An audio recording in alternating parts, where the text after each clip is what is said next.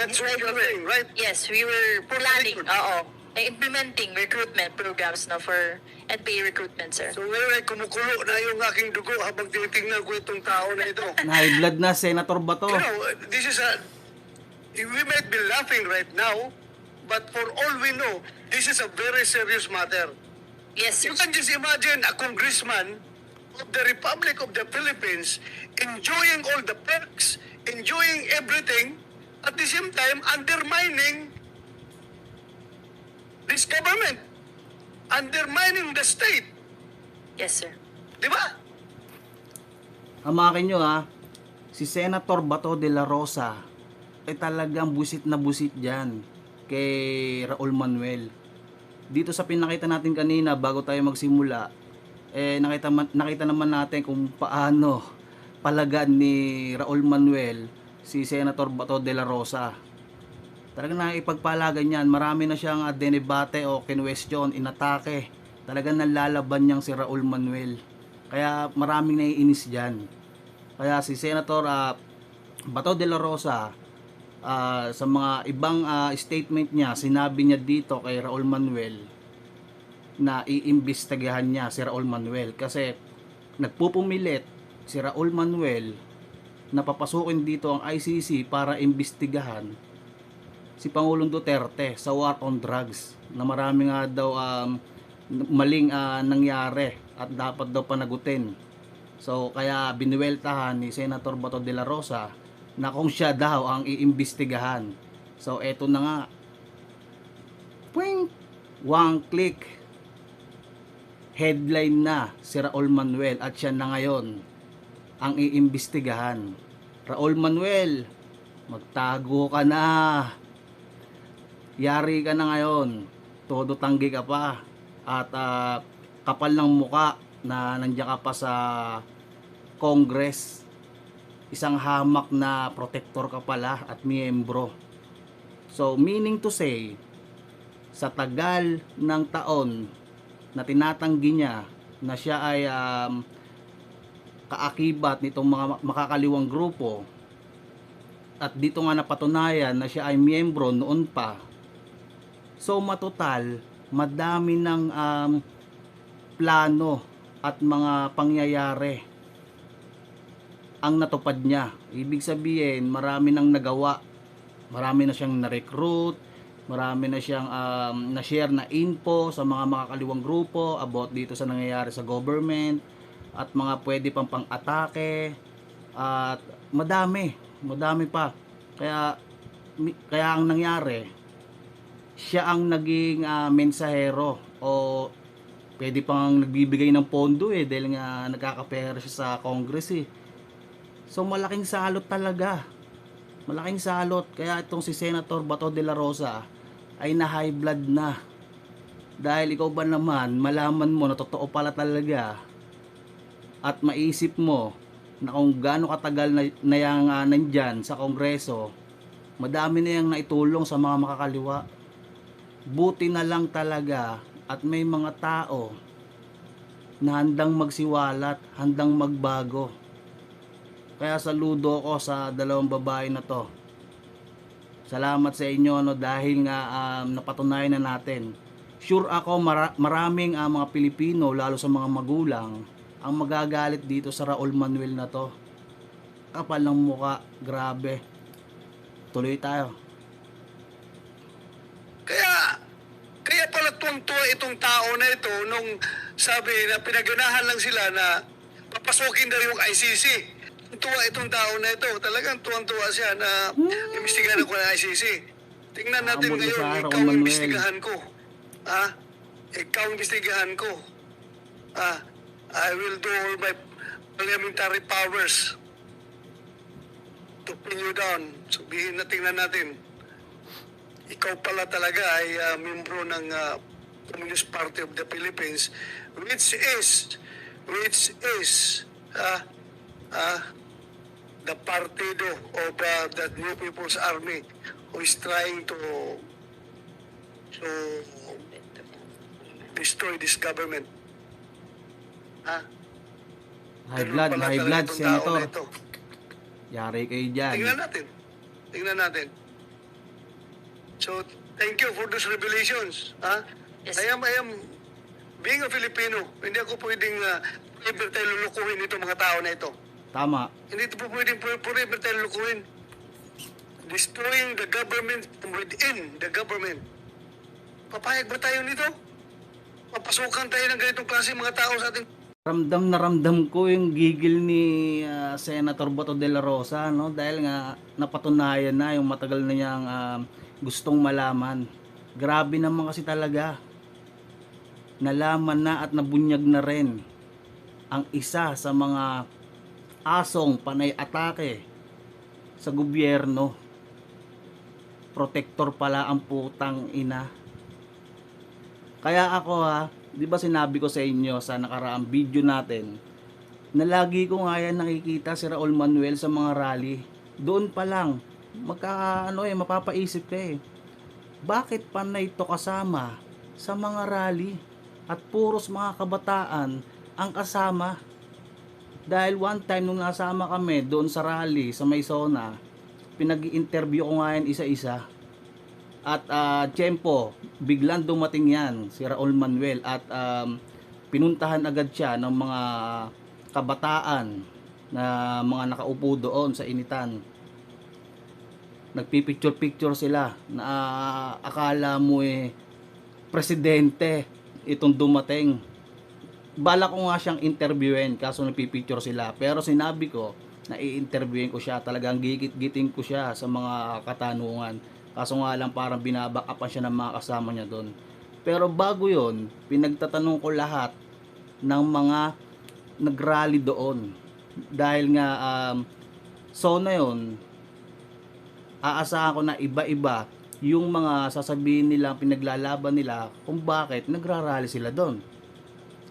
Unang nakita ko na kahinahinala sa mga pananamit. Kasi makikita mo ang tao kung hirap na hirap at malaki ang problema sa buhay, kailangan ng umano sa gobyerno, kumbaga magsalita, dapat makitaan din sa pananamit o sa imahe na talagang naghihirap na. Yung parang may mga ganun kumbaga pati sa mga cellphone, no, ang gaganda ng cellphone nakita ko, grabe. Tapos yung senaryo, ito yung parang nagpatunay na hindi talaga sila nahihirapan sa buhay. Yung kasuotan, mga pananamit, maayos. Yung cellphone, gadgets, maayos, mamahalin.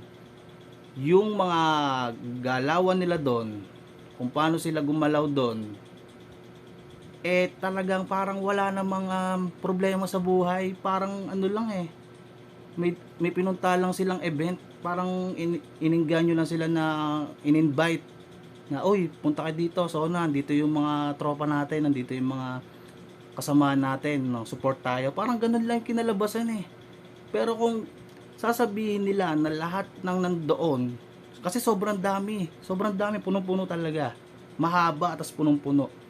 Ilalabas ko yun sa susunod na video, no? May part 2 to. Sobrang dami, sobrang haba, punong-puno talaga, puro kabataan. Kaya paglapag ko pa lang doon sa lugar na yon, sa daan, nagtaka na agad ako bakit puro kabataan.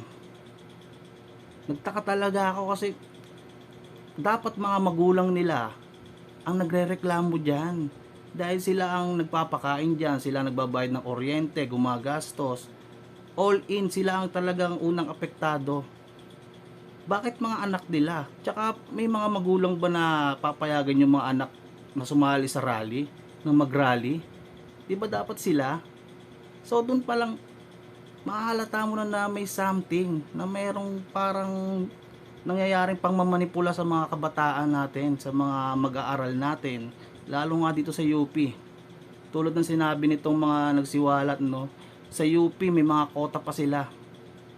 So noon pa man talaga, madami na silang nare-recruit. Sila ang mga promotor ng mga kabataan na may nadidisgrasya, merong hindi na natatagpuan.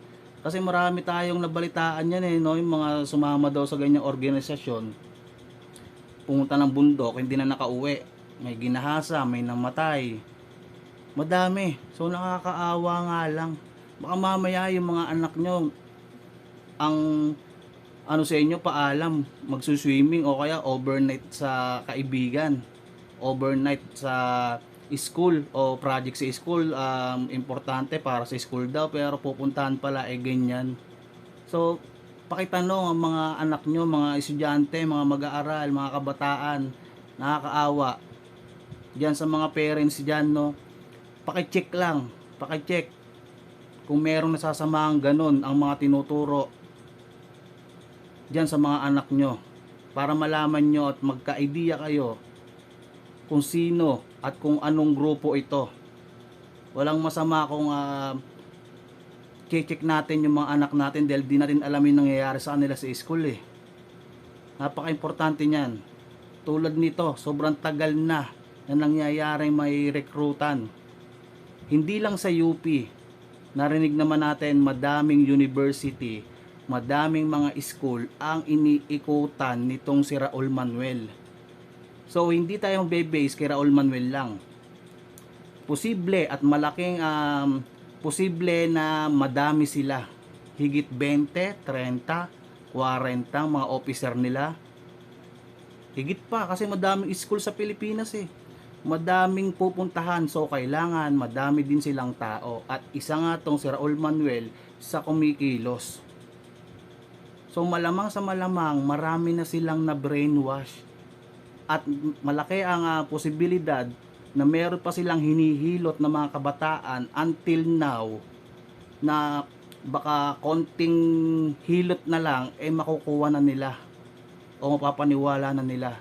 So paki-check yung mga anak natin, mga parents diyan, no, mga kababayan natin diyan Pilipino.